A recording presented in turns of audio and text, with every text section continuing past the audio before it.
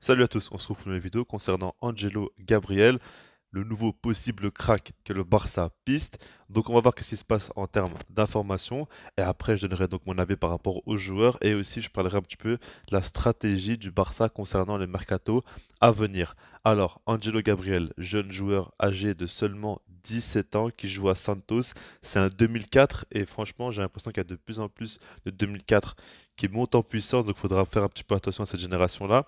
Mais en tout cas, par rapport à lui, ce qu'il faut dire déjà par rapport aux statistiques pour commencer, il a joué 34 matchs cette saison, il a marqué un but et délivré 5 passes décisives. Alors vu comme ça, c'est vraiment pas dingue.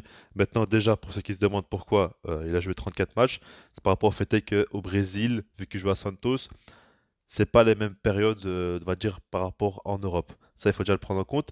Mais aussi, par rapport à ses statistiques, pour nuancer ça, il a été que 19% du temps titulaire. Donc, il est beaucoup rentré en cours de jeu. Il a joué 1682 minutes, ce qui équivaut à peu près à 19 matchs complets, presque.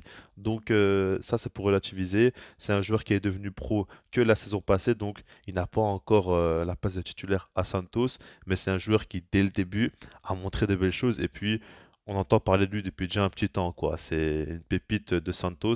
On sait qu'il est arrivé en bombe. Là, il est arrivé directement. Il montre de très belles choses. Il n'est pas encore installé là-bas, mais il fait grand bruit tout simplement. Alors, par rapport à son profil, il mesure 1,73 m, il est petit, il est agile, il est très très rapide et puis, on va pas se le cacher, c'est vraiment le type d'ailier brésilien qu'on aime voir et puis qu'on connaît quoi généralement. Il est gaucher, il joue à droite, c'est un gars qui aime beaucoup le 1 contre 1. Vraiment, quand on le voit dans les matchs, dans les compilations ou quoi, on voit directement qu'il est très à l'aise en 1 contre 1, ça ne le dérange pas du tout. En fait, c'est vraiment le type d'ailier que Xavi apprécie et que Xavi veut au Barça. Parce que comme vous le savez, les ailiers ont vraiment un rôle très important dans la création de nos offensives et c'est eux qu'on doit réussir à isoler pour qu'ils puissent être en 1 contre 1 et faire la différence. Et ce gamin-là, il a tout pour être dans cette disposition-là au top, tout simplement. Ce que j'ai remarqué, c'est que c'est un joueur qui a déjà une excellente conduite de balle. Ça, vraiment, c'est assez impressionnant. Je trouve que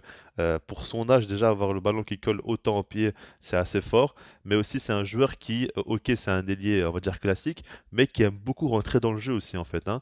Donc il est sur le côté droit, mais pas forcément toujours coller la ligne ou bien aller vraiment déborder. Il aime bien aussi rentrer dans le jeu, on va dire faire des une avec ses coéquipiers et combiner ou bien même continuer à dribbler en dans le cœur du jeu. Et ça prouve que techniquement, il est très à l'aise, mais pas que en dribble. Il est aussi à l'aise à la passe et il est aussi à l'aise avec ses coéquipiers, quoi. Donc ça, c'est encore des points en plus pour lui. C'est très impressionnant. Après, lui, c'est vrai que jusqu'à présent, il est plus décisif à la passe qu'au but. Je trouve qu'il n'a pas une mauvaise frappe de balle. On a vu quelques fois quand même qu'il a eu des très belles tentatives qui ont été arrêtées par les gardiens, mais il peut frapper aussi de loin. Il a un pied droit qui n'est pas non plus mauvais. Franchement, il paraît comme ça d'être très fort. Maintenant, le truc, c'est que comme je vous le dis à chaque fois, des pépites comme ça, on en voit tout le temps. Et à chaque fois, quand ils arrivent en Europe, surtout quand ils viennent du Brésil, bah, la plupart, ils n'y arrivent pas, quoi. On retient, ouais, par exemple, Vinicius récemment, Rodrigo, ok, des joueurs comme ça, mais en général, ça prend pas toujours, quoi. C'est compliqué pour eux, ils vont changer de continent, etc. C'est des très jeunes joueurs qui, certes, sont très forts techniquement. Maintenant, il faudra voir s'ils seront sérieux, s'ils vont beaucoup travailler. C'est comme avec Dembélé, par exemple, hein. Lui, on sait tous qu'il a un talent extraordinaire, mais quand il arrive au Barça, il travaillait pas plus que ça sur son physique et en dehors des entraînements. Et on a vite vu que ça n'a pas pu être top, tout simplement. Et quand il s'est remis au travail, il est revenu en forme. Mais voilà, l'idée, c'est vraiment de dire qu'il n'y a pas que le talent qui joue. Je pense clairement que ce gamin-là a un talent vraiment indéniable, on le voit directement. Mais dans le foot, il ne suffit pas que d'avoir du talent. Ça, il faut le prendre en compte. En plus de ça, quand il y a des pépites qui sont brésiliennes, qui viennent soit de Santos, soit de Flamengo, directement, il y a une hype qui peut arriver très très vite. Et je pense qu'il faut relativiser, il faut se calmer, quoi. Il ne faut pas non plus attendre de ces joueurs-là qu'ils soient tous des Neymar ou des Pelé. Là, vraiment, il faut quand même le prendre en compte. Moi, j'ai été assez impressionné, mais honnêtement, j'attends quand même de voir des vrais matchs en Europe. C'est pas pour décrédibiliser le championnat brésilien qui, pour moi, est quand même bien plus fort que ce qu'on pense. Mais voilà, moi, je ne suis pas le championnat là-bas, donc c'est pour ça que je vous dis ça. Maintenant, par rapport à la stratégie mercato du Barça, j'aimerais un petit peu en parler parce que là, je pense qu'on arrive dans un tournant. Je pense déjà que le mercato qu'on a fait où on a recruté énormément de joueurs, ça c'est vraiment la base qui a été mise par la Porta. L'idée était vraiment de renouveler l'effectif un maximum, parce que c'est pas possible non plus de remplacer tous les joueurs qui sont problématiques. Mais voilà, faire le plus gros du travail. Et puis je pense qu'aujourd'hui, on va vraiment arriver sur des mercatos plus d'ajustement. On verra ce qui marche, ce qui ne marche pas. Certes, on verra les offres aussi qu'on aura pour nos joueurs.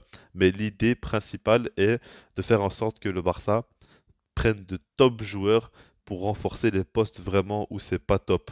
Ça, c'est vraiment l'idée générale. Et en plus de ça, de recruter possiblement des pépites. Parce que comme vous savez aujourd'hui dans le mercato, les jeunes pépites qui montent en puissance, leur valeur marchande peut exploser très très très vite. Regardez par exemple Anthony à l'Ajax, il a fait de belles saisons là-bas, il a été très impressionnant, ok, mais je pense pas vraiment qu'il valent 100 millions d'euros quand même, c'est un petit peu exagéré.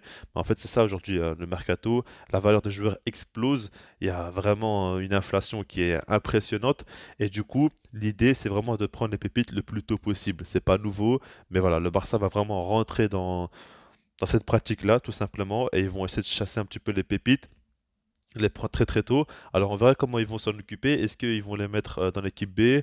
Est-ce qu'ils vont les mettre dans l'équipe première? Est-ce qu'ils vont les prêter? Il y a plein de possibilités qui peuvent donc s'ouvrir au Barça. Mais en tout cas, je pense que l'idée est vraiment de faire des mercatos d'ajustement, de prendre des top joueurs à des postes clés et aussi de prendre quelques petites pépites le plus tôt possible pour pas les payer trop cher. Parce que je pense déjà qu'Angelo, si Santos demande 20-30 millions d'euros, je ne serais pas choqué. Je pense que ça peut vite grimper. En plus, ça, Santos a l'habitude de vendre leurs pépites. Ils savent très bien comment ça marche et ils savent très bien qu'il y aura quand même beaucoup de gros clubs qui seront intéressés. Donc, du coup, ils vont essayer d'augmenter le prix. On verra comment ça va évoluer par rapport à Angelo, par rapport au Barça, est-ce qu'ils vont le recruter ou non. En tout cas, au moins, je pense que maintenant, vous savez plus d'informations sur lui. Dites-moi ce que vous en pensez dans les commentaires et puis sinon, moi, je vous dis peace.